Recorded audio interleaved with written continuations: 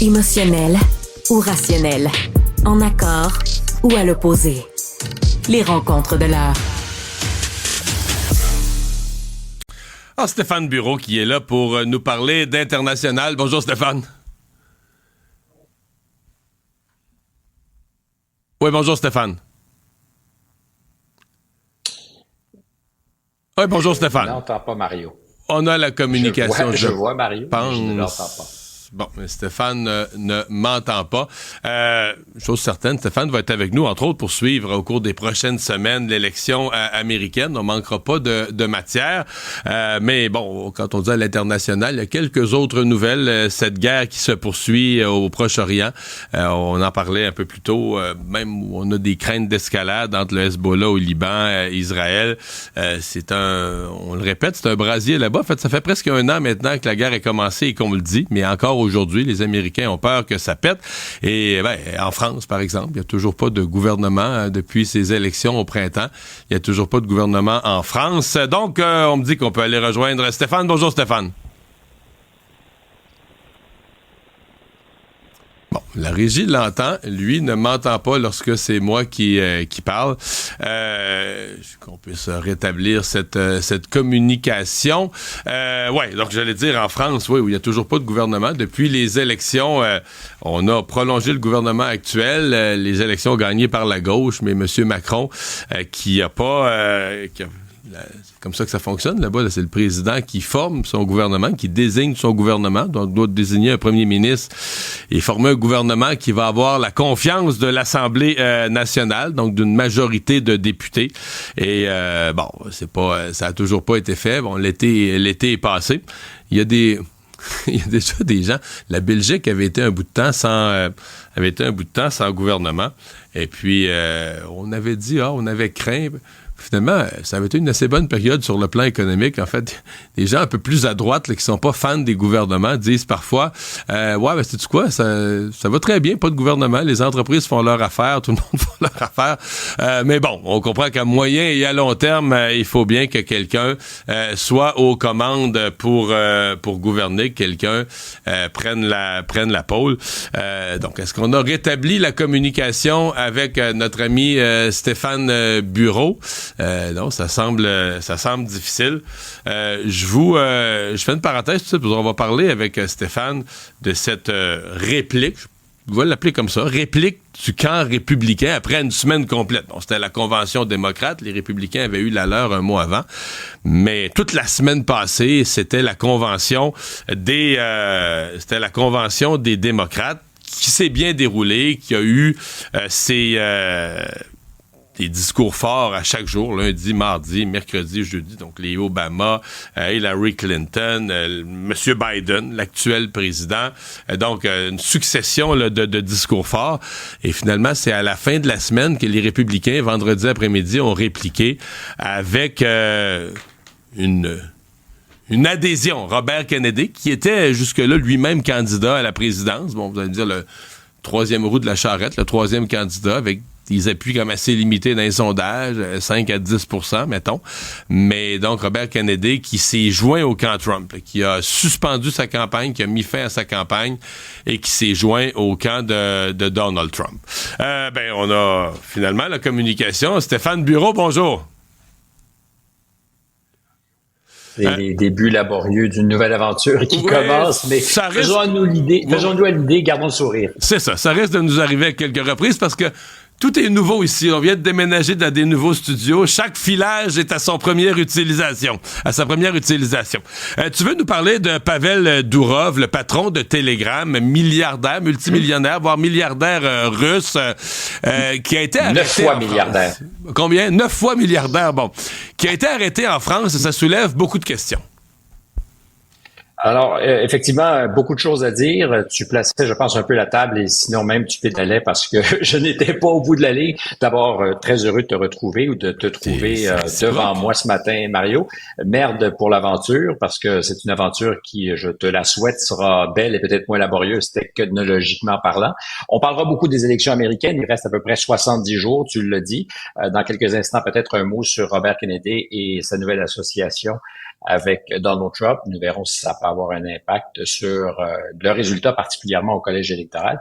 Et oui, une nouvelle qui a mis du temps à se positionner dans l'actualité hier, parce que ça a commencé très timidement, mais elle est significative, je pense.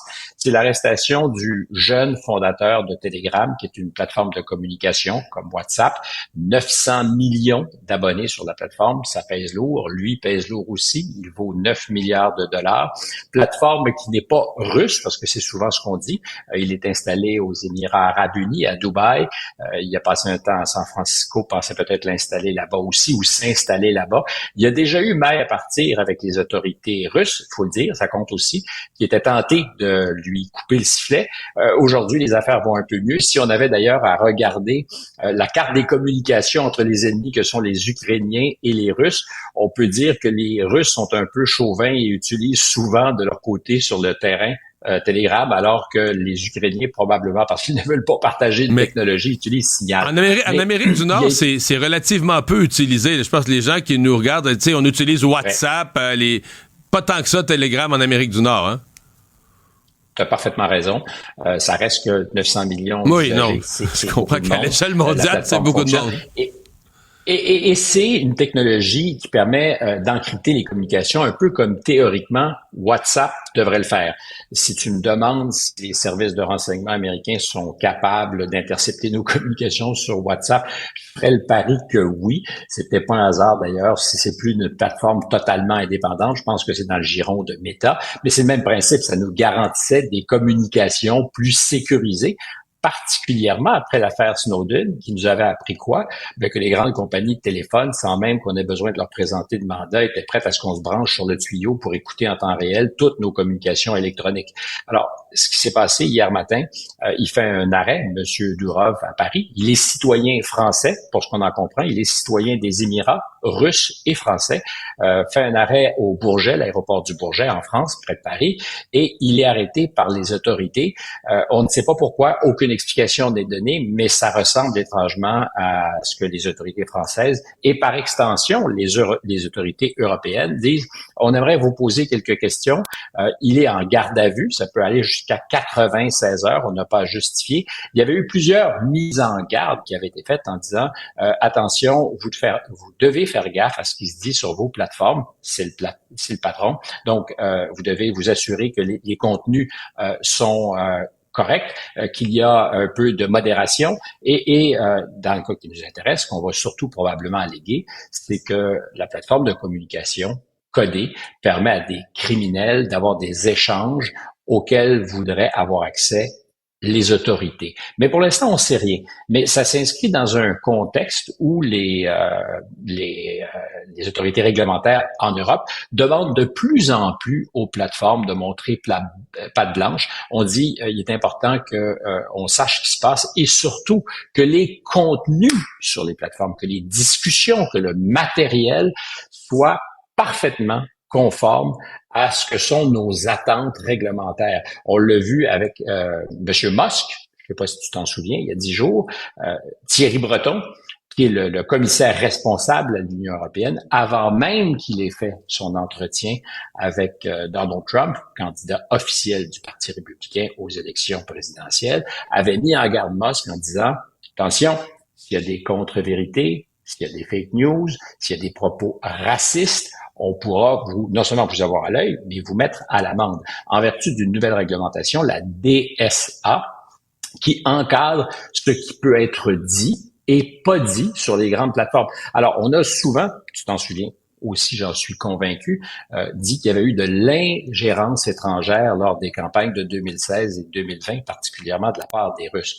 Est-ce que quand le commissaire européen responsable des grandes plateformes décide, avant même qu'on ait posé une question à Donald Trump, de faire attention et de rappeler à Elon Musk qu'on l'a à l'œil? Est-ce que c'est une forme d'ingérence? On pourra en discuter. Mais ça s'inscrit dans un mouvement généralisé pour beaucoup télégraphiés de Bruxelles, de l'Union européenne. C'est ceux qui les premiers ont commencé à dire on doit, en matière de liberté d'expression, faire très attention à ce qui est dit. Le problème qui se pose à chaque mais les fois, gens qui ont les gens qui ont l'épiderme sensible en matière de liberté d'expression détestent toute cette mouvance-là, s'inquiètent de cette mouvance-là.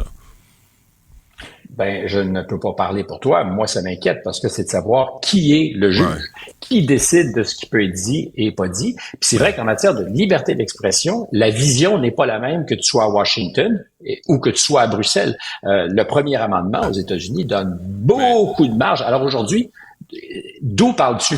Si tu parles des États-Unis et que tu es lu et entendu en Europe, est-ce que c'est la législation européenne qui doit encadrer ta parole ou c'est ta vision de ce que tu es aux États-Unis? Puis qu'en dehors de l'incitation à la violence, tu peux à peu près tout dire, y compris des méchancetés, y compris des faussetés. Parce que, alors, on pourrait dire, on peut s'entendre sur des faits, mais la liberté d'expression, par définition, ça dit que une fausseté peut être audible. Après ça, c'est à ceux qui l'entendent de la corriger puis dire non, c'est pas vrai. Mais là, donc, quel est le message codé derrière l'arrestation de Monsieur Dourov? Parce que c'est un signal qui est envoyé à tout le monde. C'est attention, on vous a à l'œil. On verra ce que les autorités françaises vont dire comme complément d'information nous donner. Il nous reste 1 minute, Stéphane, pour parler de Robert Kennedy. Évidemment, semaine complète, là, avantage démocrate la semaine passée, qui avait leur convention, donc il y avait tout l'espace pour eux. Et vendredi après-midi, donc, réplique peut-être du camp républicain. Le troisième candidat de la course, moins suivi par le grand public, mais qui était quand même là, et qui a un nom célèbre et connu, lui se retire de la course et donne... Est-ce qu'on parle d'un appui officiel à Donald Trump? Le mot est-tu trop fort? Non, pas du tout. C'est un appui officiel. Sa colistière ne l'a pas fait encore parce qu'elle demande à Donald Trump de s'excuser sur l'affaire des vaccins. Elle était, elle, en pistolet davantage apparemment que Robert Kennedy, qui, sur la question des vaccins, on le sait, avait une opinion divergente de la majorité. Alors, c'est un appui officiel. Ce qu'il a surtout fait, il disait, moi, je veux pas être un gâcheur d'élections. Il a retiré son nom des bulletins de vote sur 10 États clés ou dans 10 États clés pour faire en sorte qu'on ne puisse pas le montrer du doigt et dire c'est les quelques points de pourcentage qui sont allés à Robert Kennedy qui ont fait la différence pour un candidat ou pour l'autre. Tu disais, c'est un succès relatif pour Robert Kennedy. Il faut voir qu'à une époque, dans les sondages, il n'y a pas si longtemps que ça, il faisait entre 15-18 jusqu'à 20%. C'était énorme. C'est quelqu'un qui a commencé par contester le leadership de Joe Biden, qui espérait être un candidat démocrate. Évidemment, ça ne leur plaisait pas du tout. Il faut voir que les Kennedy sont historiquement des démocrates. Jamais un Kennedy n'a appuyé officiellement la candidature d'un républicain.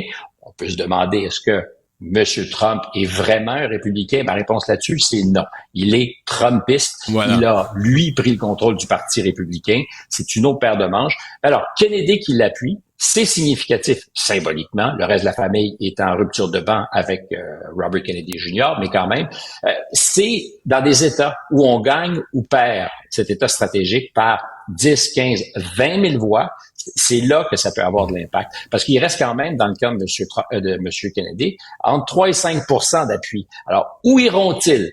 Alors, je pense que la plupart de ceux qui voulaient revenir dans le giron des démocrates l'ont déjà fait. Alors, il suffit, mettons 4 %, qu'il y ait une légère majorité de ces 4 % qui choisissent d'appuyer Donald Trump, parce que beaucoup de ceux-là vont probablement ne pas voter. Mais une légère majorité pourrait, à la marge, avoir un petit impact.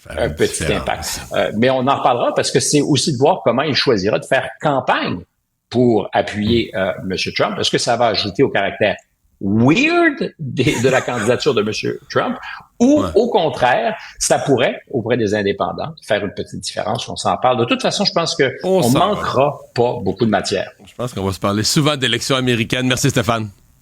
Au revoir, à demain. Salut, et encore une fois, la meilleure des chances. Merci beaucoup.